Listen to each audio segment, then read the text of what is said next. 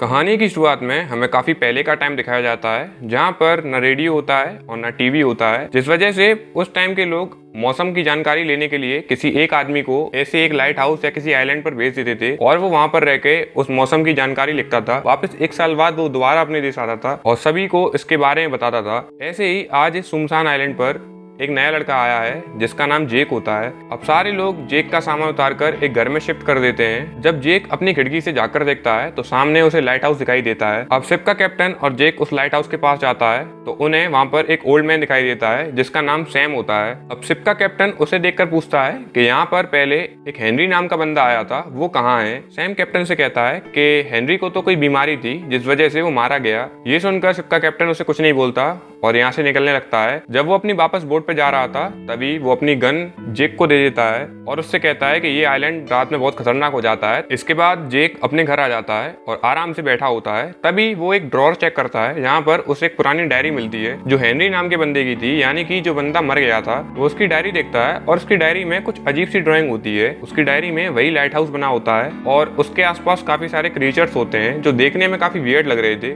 जेक ऐसा सोचता है कि जब हेनरी अकेला था तो ये फालतू की ड्राइंग बनाया करता था।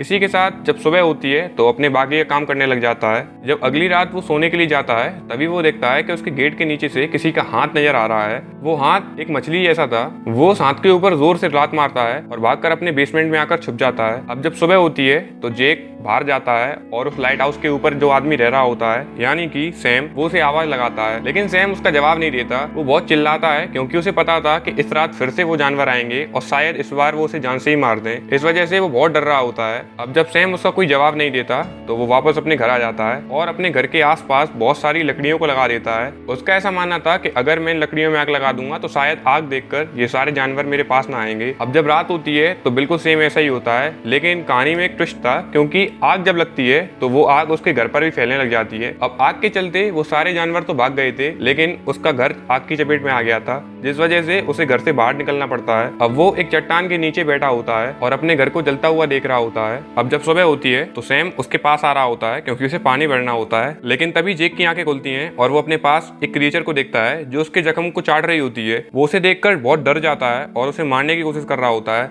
लेकिन वहां पर सैम आ जाता है और उसे बचाने लगता है। सैम को देखकर वो क्रिएचर उसके पास ऐसे आ जाता है जैसे मानो उसका पालतू कुत्ता हो। ये देखकर जेक चौंक जाता है। अब सैम उससे कहता है कि तुम्हारा घर तो जल चुका है तो अब तुम मेरे लाइट हाउस में रह सकते हो। इसके बाद वो दोनों लोग लाइट हाउस के अंदर पहुंच जाते हैं। जब जेक बैठा होता है तो उसके हाथ से काफी सारा खून बह रहा होता है, तो वहीं पे वो क्रिएचर आ जाता है और उसके हाथ को चाटने लगता है।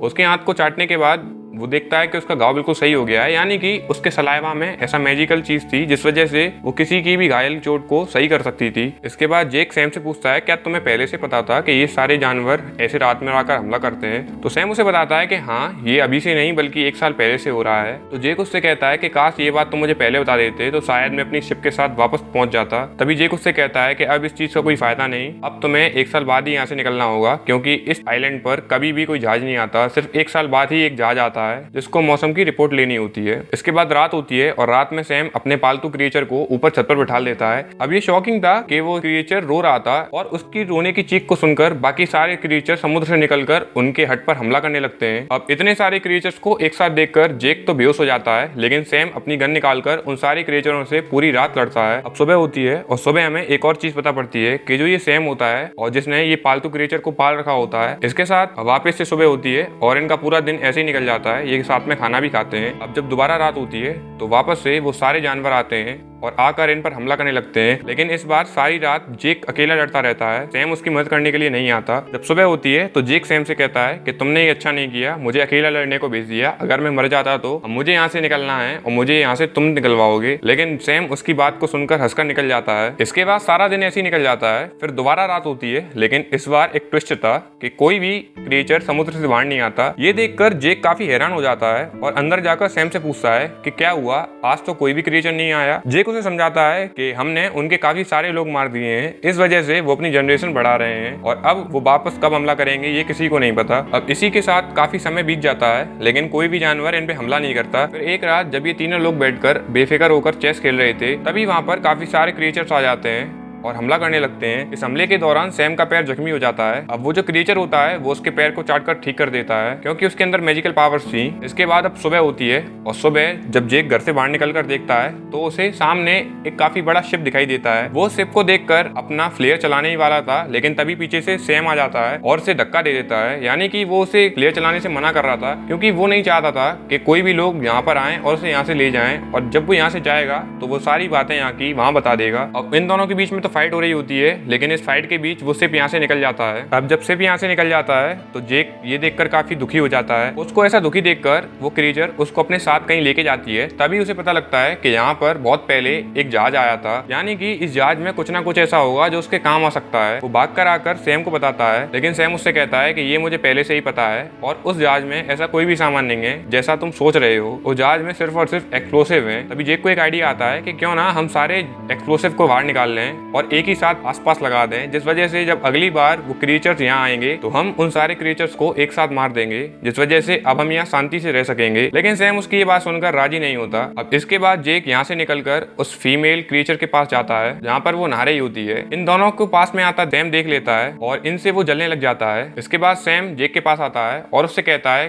कि वो जो चाहता है वैसा हो जाएगा, यानी कि वो अब शिप के अंदर जाने के लिए तैयार हो जाता है। इसके बाद जेक और सैम दोनों बोट में बैठकर समुद्र के बीचों बीच जाते हैं जहाँ पर वो शिप डूबा हुआ था। अब जेक अपना सूट पहनकर पानी में छलांग लगा देता है और नीचे जाकर सारे एक्सप्लोसिव को इकट्ठा कर ऊपर भेजने लगता है। जब सारे एक्सप्लोसिव ऊपर आ जाते हैं तो वो खुद ऊपर आने की कोशिश करता है, लेकिन सैम उसे आने नहीं देता क्योंकि सैम जेक को मारना चाहता था। लेकिन तभी जेक अपना सूट को खोल देता है, जिस वजह से वो ऊपर आ जाता है। अब समुद्र से निकलकर वो वापस लाइट हाउस आ जाते हैं और लाइट हाउस में आकर वो सारे एक्सप्लोसिव को सेट कर देते हैं। सारे एक्सप्लोसिव को सेट करने के बाद वो अगली रात लड़ाई के लिए तैयार हो जाते हैं, लेकिन कोई भी क्रिएचर उनके पास नहीं आता। ऐसे ही काफी टाइम बीतता जाता है। फिर एक रात को जब सैम को काफी गुस्सा आ जाता है तो वो अपने क्रिएचर को मारने लगता है और उससे कहता है कि वो छत पर जाकर चिल्लाए, और ऐसा ही होता है। तभी बहुत सारे क्रिएचर्स आ जाते हैं और वापस से उन पर हमला करने लगते हैं। लेकिन जब वो उस पर हमला कर रहे होते हैं तभी हमले के दौरान जेक घायल होने लगता है, लेकिन सैम अपना दिमाग लगाता है और वहां पर लगे एक्सप्लोसिव को फोड़ देता है, जिस वजह से मैक्सिमम सारे क्रिएचर्स मारे जाते हैं। अब वापस सुबह होती है और सुबह उठकर वो अपनी फीमेल क्रिएचर को ढूंढने लगता है, लेकिन वो क्रिएचर कहीं नहीं मिलती। तभी जेक ऐसी घूम रहा होता है तो उसे सामने काफी सारे क्रिएचर्स दिखते हैं और उन्हीं में वो फीमेल क्रिएचर भी खड़ी होती है। तब जाकर उसे इस बात का पता लगता है कि वो लोग तो कभी लड़ना ही नहीं चाहते थे, यानी कि जेक ही वो आदमी था जिसने इस फीमेल क्रिएचर को बंदी बना लिया था और ये सारे क्रिएचर्स इसी क्रिएचर्स को बचाने के लिए उससे फाइट करने के लिए आते थे। ये सुनकर जेक को काफी गुस्सा आता है। अब तभी वहां पर एक छोटा बच्चा होता है जो उन्हीं क्रिएचर्स का होता है। वो जेक के पास आ रहा होता है, लेकिन तभी सैम एक टावर से गोली चला देता है, जो गोली आकर सीधे उस बच्चे के लगती है और वो बच्चा वहीं मर जाता है। इसके बाद सैम अंदर चला जाता है। रात में जेक उससे लड़ने लगता है क्योंकि उसने बेवजह उस छोटे बच्चे को मार दिया था। तभी सैम को भी फील होता है कि उसने ये बहुत गलत किया और वो खुद में खुद सारे क्रिएचर्स के पास चला जाता है। इस वजह से वो सारे क्रिएचर्स उसे मार देते हैं। इसी के साथ हमें एक चीज और पता पड़ती है कि वो जो डायरी थी यानी कि हेनरी, वो हेनरी कोई और नहीं था बल्कि सैम ही था। सैम ही जब वो दोबारा कैप्टन आए थे उससे पूछने के लिए कि हेनरी कहाँ है, तो वो सैम ही था जो कह रहा था कि मैं हेनरी नहीं हूँ, हेनरी तो मारा जा चुका है, क्योंकि उसे ये लाइफ काफी पसंद आने लगी थी। जब सैम मर जाता है तो उसके 2-4 दिन बाद ही शिप आता है और उस शिप का कैप्टन जेक के पास आता है और उससे पूछता है कि यहाँ पर एक लड़का आया था जिसका नाम जेक था, वो कहाँ है। लेकिन जेक इस बार अपना नाम सैम बता देता है क्योंकि अब उसे भी अपनी लाइफ पीसफुल चाहिए थी, इसीलिए वो भी सेम वही झूठ बोलता है जो कभी हेनरी ने बोला था। और इसी के साथ इस मूवी का एंड हो जाता है। अगर ये मूवी पसंद आई हो तो एक लाइक और सब्सक्राइब जरूर करें। Thank you guys.